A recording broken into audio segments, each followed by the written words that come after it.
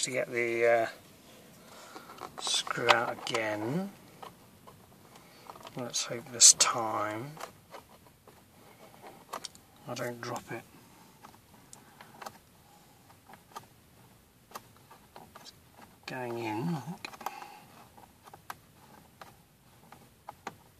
Yep, it's going in. There we go. Right, and to take this out, obviously this is completely the reverse. So you would just do exactly the same thing, but do the reverse of it. So you would unscrew these. Oh, what was that?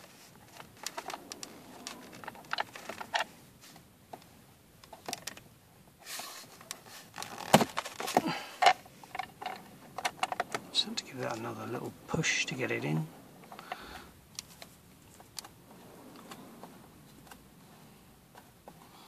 Right. Okay, so this is this going in, and when you take this apart, so I'll do a quick demonstration. When you take this apart, this piece of trim here that I'm moving now is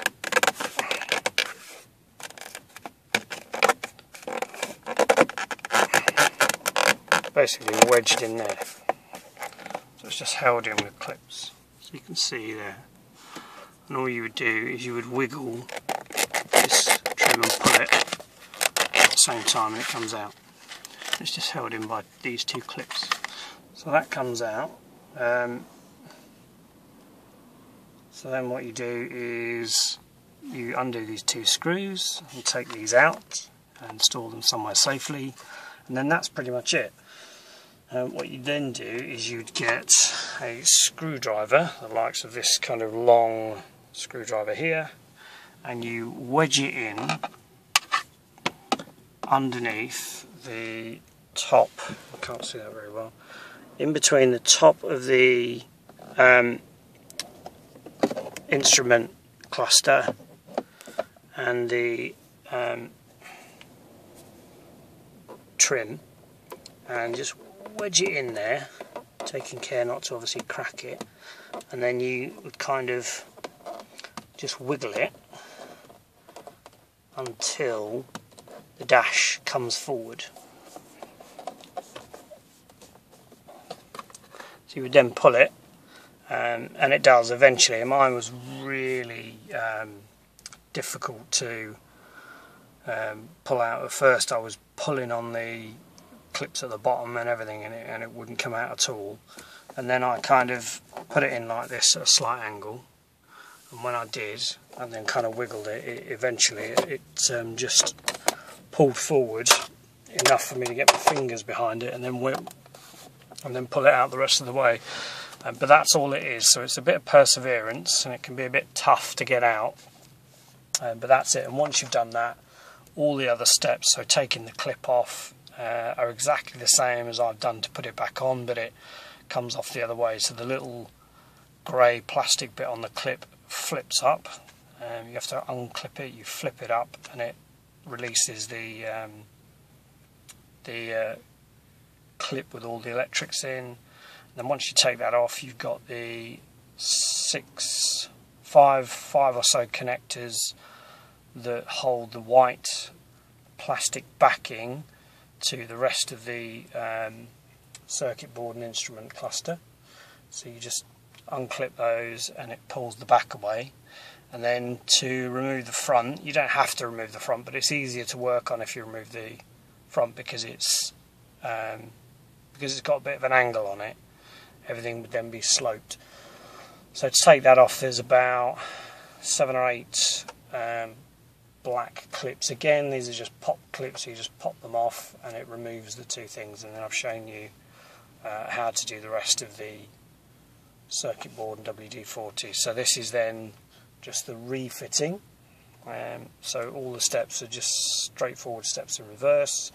The last thing I need to do now is screw the screws up tight. So I'm just going to pause the video while I get the screwdriver together. Right, so here we are back again. So I'm just going to pop the screwdriver into the hole. You can't really see very well there. I'm just going to now tighten it up. And again, I'm just going to... hold on a minute. This doesn't seem to want to turn very well. Right, I'm going to need two hands again. I'm just going to again pause this because I'm going to have to use both hands.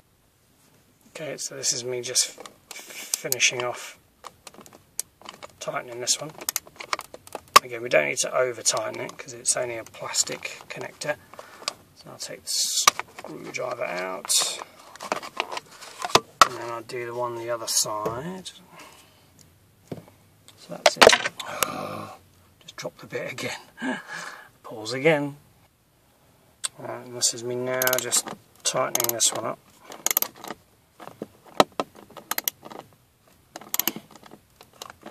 And again, it doesn't have to be massively tight because it's only plastic, so once it's done, that's it. What I do need to do is make sure I get the screwdriver and stuff out. Okay. Right, so that is pretty much it. All I need to do now is pop this trim back in. You'll see there are two sides of it. They're a bit dusty, but there are two side kind of runners there.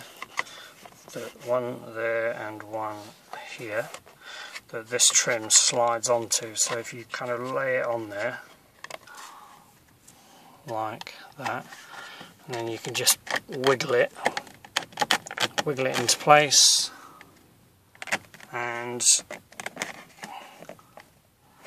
it should, as you ease it forward, clip into place. There you go. That's it. And then I put my steering wheel down, so you can just unlock your steering wheel, put it back up. Right. Okay, now all I need to do is get the key and see if it will start up, see if the dashboard looks good. Oh, I've got the indicator on, it's because I've been knocking the panels. Right, let's try it.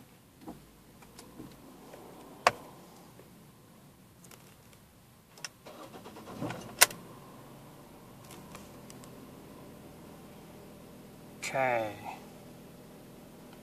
that's the dashboard on. That's the handbrake light. So that's gone out because I've taken the handbrake off. I'm revving. The rev counter works.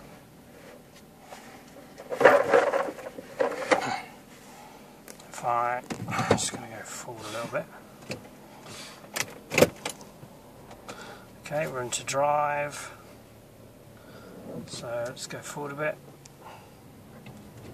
Speedo's working. Just reverse up a bit. And I think that may be done. Handbrake's on, let's turn it off again, see if it'll start again. Try again, all the lights are on. Park.